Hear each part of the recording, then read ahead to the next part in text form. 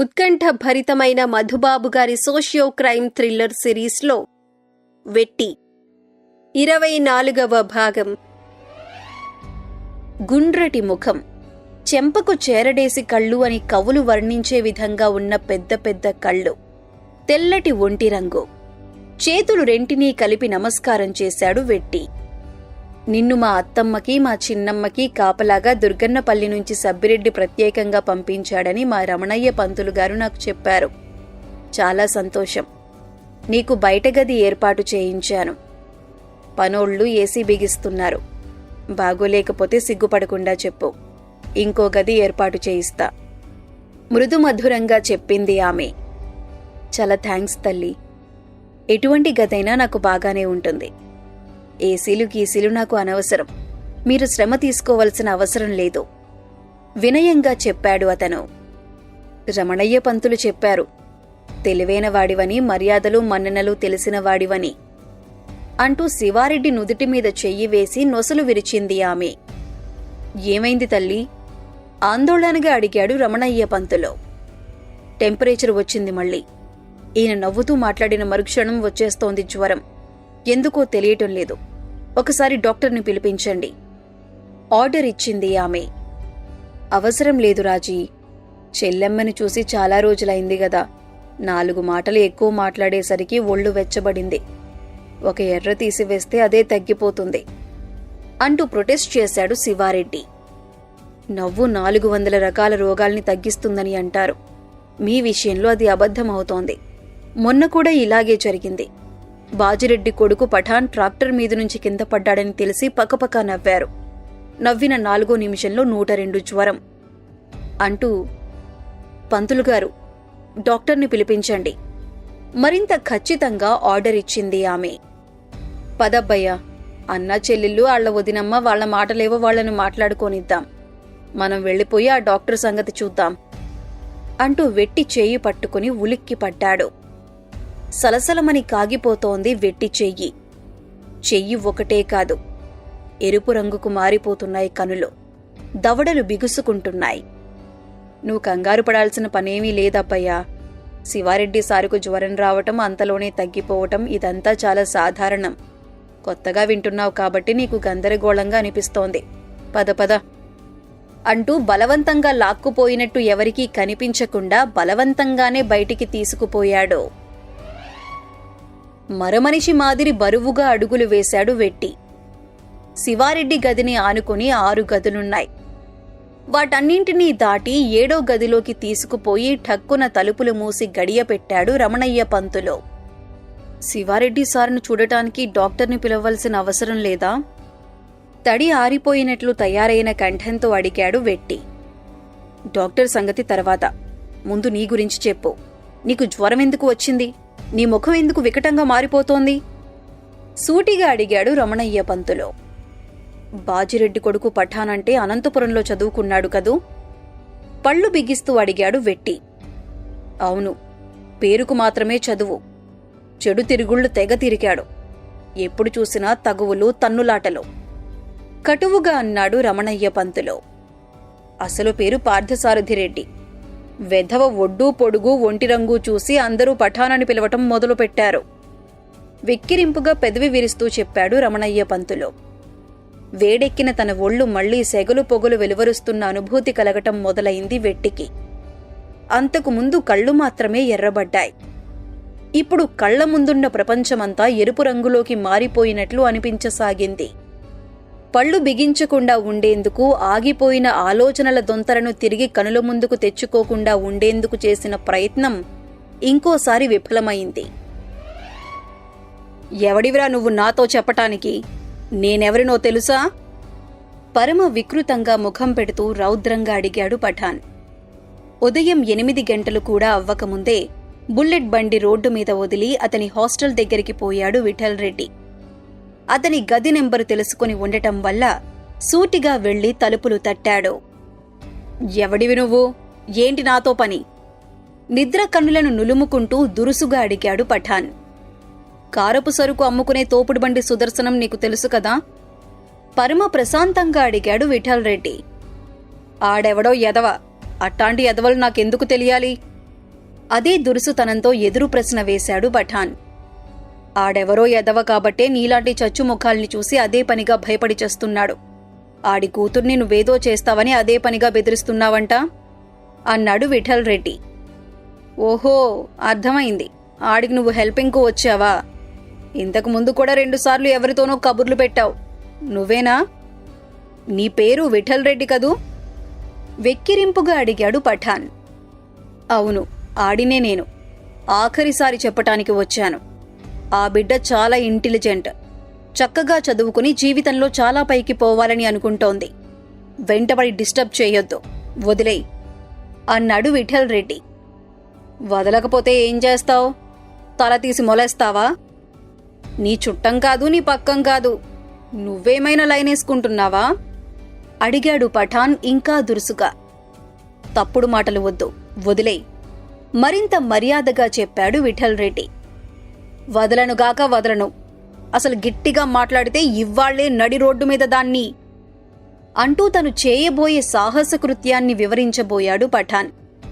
పిడికిలి బిగించి కొట్టాడు విఠల్ రెడ్డి. నిలుచున్నవాడు కాస్త బుల్డోజర్ వచ్చి ఢీకొట్టినట్టు వెనక్కి తూలి వెల్లకిలా పడిపోయాడు పఠాన్. పడినవాడు పైకి లేవలేదు. చూస్తారేమిటి, కుమ్మేయండి అని కీచుగా అరిచాడు. అతని గదిలో స్నేహితులు 4 వాళ్లు వెంటనే ముందుకు దూకారు. విఠల్ రెడ్డి విదిలించిన విదిలింపుల్ని తట్టుకోలేక గది ముందున్న వరండాలో పడ్డాడు ఒకతను. రండి రోయ్, రండి రండి అంటూ ఘోష పెట్టాడు. క్రికెట్ బ్యాట్లు పట్టుకుని పరుగు పరుగున వచ్చారు 4. వికెట్ కర్రల్ని పట్టుకుని వారి వెనకే ప్రత్యక్షమయ్యారు మరో 10 మంది. గదిలోకి దూరి కిందనే ఉన్న పఠాన్ని లాగి లాగి తంతున్నాడు విఠల్ రెడ్డి. పక్కనే ఉన్న టేబుల్ని పిడికిలితో 2 పోట్లు పొడిచాడు.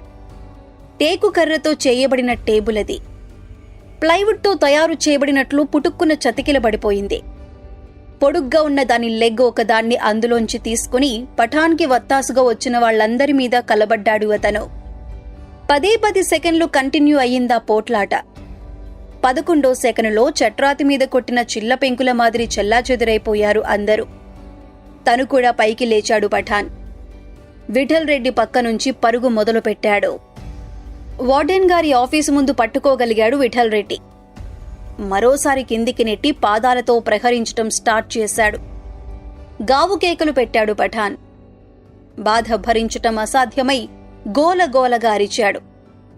అయినా సరే ఆగలేదు విఠల్ రెడ్డి. అతని స్నేహితుల్ని దగ్గరికి కూడా రానియ్యలేదు. నీకు దండం పెడతా, నీ కాళ్లు పట్టుకుంటా, వదిలేయ్ వదిలేయ్ ఏడుపు ముంచుకు వస్తుండగా గగ్గోలుగా చెప్పాడు పఠాన్. ఒక అడుగు ముందుకు వేసి తన ఎడమ పాదాన్ని అతని ముందుకు జాచాడు విఠల్ రెడ్డి. సిగ్గు ఎగ్గు అనేవి తన నెత్తుర్లో లేనట్టు ఆ పాదాన్ని తాకి చేతుల్ని తలమీద పెట్టుకున్నాడు పఠాన్. తల తిప్పి చుట్టూ చూశాడు విఠల్ రెడ్డి. 3 అంతస్తుల భవనమది. అందులో ఉన్న విద్యార్థులందరూ వచ్చేసి గుంపులు గుంపులుగా నిలబడి కనురెప్పలు కదిలించను కూడా కదిలించకుండా చూస్తున్నారు ఆ దృశ్యాన్ని. అప్పుడు కూడా నోరు తెరిచి ఒక్క మాట కూడా మాట్లాడలేదు విఠల్ రెడ్డి. తర్జనెత్తి పఠాన్కి చూపించాడు. చూపిస్తూనే ఆ బిల్డింగ్ లోపలి నుంచి బయటికి వచ్చి తన బుల్లెట్ని స్టార్ట్ చేశాడు. అయ్య బాబోయ్, పఠాన్ నీకు ముందుగానే తెలుసు. నిజం చెప్పు, తెలుసు కదూ? ఉన్నట్టుండి రమణయ్య పంతులు మాట్లాడేసరికి మటుమాయమైపోయాయి వెట్టి కనుల ముందు మెదులుతున్న దృశ్యాలు. అతను నాకు తెలుసునని నేను చెప్పలేదు. మీరు ఏ విధంగా అలా అనుకుంటున్నారు అని అడిగాడు అతి చిన్నగా. హాస్టల్లో ఉండగా కొమ్ములు తిరిగిన రౌడీ ఎవరో 100 మందిని వెంటబెట్టుకుని వచ్చి పఠాన్ మీద కలబడ్డాడని బాజిరెడ్డి చెబుతూ ఉండటం నేను విన్నాను. తన స్నేహితులు ఎవరూ సహాయం రాకపోయినా భయపడకుండా తన టేబుల్ విరగ్గొట్టి కర్ర ముక్కతో వాళ్లందర్నీ చితగ్గొట్టాడట పఠాన్. తన కొడుకు ఎటువంటి పౌరుషవంతుడో శివారెడ్డికి చెబుతుంటే నా చెవుల పడింది అన్నాడు రమణయ్య పంతులు. అవును, మహాపౌరుషవంతుడు. కొట్టడానికి వచ్చిన ఆ రౌడీ ఎడమకాలిని కళ్లకు అద్దుకున్న అభిమానవంతుడు కూడా. వెటకారం ధ్వనించింది వెట్టి కంఠంలో. అంతకుముందు తలుపులు మూసి గడియ పెట్టేసి ఉంది. అయినా మరోసారి తడిమి చూసి నిశ్చయం చేసుకున్నాడు రమణయ్య పంతులో. మాటలు తప్ప చేతలు లేని చవట ఆ పఠానని నాకు తెలుసు. వాడి మీద వీరవిహారగాథల్ని వినటమే గాని ప్రత్యక్షంగా చూడలేదు. చూసిన వాడివి నువ్వొచ్చావు. శ్రమ అనుకోకుండా వివరంగా చెబితే విని సంతోషిస్తాను. వెట్టి చేయి పట్టుకుని ఒక కుర్చీలోకి నెడుతూ అడిగాడు.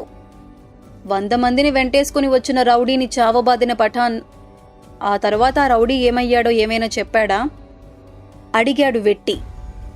అదే నాకు అగమ్యగోచరంగా ఉంది. హాస్టల్లో కొట్లాట వరకే చెప్పబడింది కథ. ఆ తరువాత ఏమైందో తెలియదు. బాజిరెడ్డి స్వయంగా పోయి కొడుకుని ఇంటికి తీసుకువచ్చేశాడు. బహుశా అందరూ కలిసి ఆ మనిషిని పొడిచి ఎక్కడో పారేయటమో పాతిపెట్టటమో చేసి ఉంటారు. కొడుకు అక్కడే ఉంటే పోలీసులు వెతుకుతారన్న భయంతో వెంటబెట్టుకు వచ్చేసి ఉంటాడు అన్నాడు రమణయ్య పంతులు. తల అడ్డం తిప్పాడు వెట్టి. చంపి పారేసినట్లయితే బాగానే ఉండేది. అంతకంటే నికృష్టమైన పని చేశారు అన్నాడు. చెప్పు, అదేమిటో చెప్పు, కుతూహలంగా ఉంది అన్నాడు రమణయ్య పంతులు. అదృశ్యమైన దృశ్యాన్ని తిరిగి కళ్ల ముందుకు తెచ్చుకోబోయాడు వెట్టి. టకటకమని శబ్దం చేసింది తలుపు. పంతులుగారు, లోపల ఉన్నారా? తలుపుల్ని నెట్టినా తెరుచుకోకపోవటంతో బిగ్గరగా అడిగింది బయట నిలబడి ఉన్న ప్రణవి. చటుక్కున లేచాడు రమణయ్య పంతులు. తను కూర్చున్న కుర్చీలో నుంచి 2 అంగల్లో పోయి గట్టిగా బిగించిన గడియను తొలగించాడు. లోపలికి వచ్చి అతను ఖాళీ చేసిన కుర్చీలో కూర్చుంది ప్రణవి. ఆమె వెనుకే వచ్చి ఆ కుర్చీ వెనుక ఉన్న టేబుల్ అంచు మీద కూర్చుంది ప్రత్యూష. మీరు డాక్టర్ని పిలవటానికి వచ్చేసిన తరువాత వీరభోజుడు మళ్లీ వచ్చాడు. నీ పేరేమిటని పట్టి అడిగాడు చెప్పింది ప్రణవి. ఎన్నిసార్లు చెబితే అతనికి బాగా గుర్తుంటుంది? ఒకసారి చెబితే గుర్తుండదా? తన ముఖంలోని భావాలన్నింటినీ మరుగుపరుచుకుంటూ అన్నాడు వెట్టి. మనం చెప్పింది ఏదో ముద్దు పేరు అయి ఉంటుంది. అసలు పేరు ఇంకేదో తప్పకుండా ఉండే ఉంటుందని అంటున్నాడు. ఈసారి తాను మాట్లాడింది ప్రత్యూష. ఒకరి ముఖం ఒకరు చూసుకున్నారు వెట్టి, రమణయ్య పంతులో. ఇక్కడేదో కాన్స్పిరసీ నడుస్తున్నట్లుంది.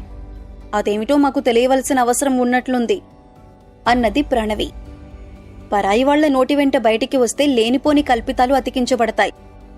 తట్టుకోవటం చాలా కష్టం. అసలు విషయం ఏమిటో తెలిస్తే ఎటువంటి పరిస్థితినైనా తట్టుకోవచ్చు. తగిన సమాధానాలను సిద్ధం చేసుకోవచ్చు. టేబుల్ అంచు మీద సర్దుకు కూర్చుంటూ చెప్పింది ప్రత్యూష. ఒక్క నిమిషం ఆగండి, ఒక్క నిమిషం అంటూ గది బయటికి పోయి 10 నిమిషాల తరువాత తిరిగి వచ్చాడు రమణయ్య పంతులు. అతని వెనకే వచ్చింది ఒక పని మనిషి. అందమైన సిల్వర్ ట్రేలో బిస్కెట్లు, సెగలు వెలువరిస్తున్న టీ కప్పుల్ని తెచ్చింది. టేబుల్ మీద నుంచి దిగి ట్రేని తను అందుకుంది ప్రత్యూష. కాసేపు ఆగి పిలుస్తాం, నువ్వెళ్ళి నీ పని చూసుకో అంటూ పంపించి గది తలుపుల్ని మూసి గడియ పెట్టింది. 2 బిస్కెట్లు తిన్నాడు వెట్టి. టీ తాగాడు. వెట్టి అనేది నాకు గువ్వలగుట్ట గ్రనైట్ మైన్స్లో పెట్టిన పేరు. నా అసలు పేరు విఠల్ రెడ్డి అన్నాడు. ఆశ్చర్యంతో వెడల్పయ్యాయి ప్రణవి కనులు. ప్రత్యూష పెదవులు స్వల్పంగా కదిలై ఆ పేరు 1కి 2 సార్లు తనలో తానే అనుకుంటున్నట్టు. వీరభోజుడి కుమారరత్నం పఠాన్ని చెమడాలు ఎక్కదీసి చెవులు మూసిన వాడిని నేను. అనంతపురం ఇంజనీరింగ్ కాలేజీలో ఫైనల్ ఇయర్ చదువుతున్నాను. మా అసలు ఊరు చిత్తూరు అన్నాడు వెట్టి. చెప్పాను, నేను నీకు ముందే చెప్పాను. మాటల్లో ఎక్కడో చిత్తూరు యాస తగులుతోందని. నా ఊహ నిజమే అయింది. మెరుస్తున్న కళ్లతో ప్రత్యూష వైపు చూస్తూ చెప్పింది ప్రణవి. నాది చిత్తూరు అయినా కర్నూలు అయినా పెద్ద డిఫరెన్స్ ఏమీ ఉండదు. వీరభోజుడి కుమారరత్నాన్ని చింతకాయ కొట్టుడు కొట్టినప్పుడు అంతా బాగానే ఉంది. వాడు కారుపు సరుకును అమ్ముకుని బతికే సుదర్శనం కూతుర్ను గురించి మర్చిపోయాడు అంటూ స్నేహితురాళ్లు ఇద్దరూ అయోమయంగా చూడటంతో పఠాన్కి తనకు మధ్య గొడవ ఎందుకు మొదలైందో వారికి మొదటి నుంచి క్లుప్తంగా చెప్పాడు వెట్టి. నువ్వు చాలా పెద్ద తప్పు చేశావు. కట్లపాములు కాళ్ల దగ్గరికి వచ్చినప్పుడు తలని చితకేయాలి, ప్రాణాలతో వదిలిపెట్టకూడదు. పెదవులు బిగబడుతూ అన్నది ప్రణవి. కొంచెం ఆలస్యంగా అర్థమైంది నాకు.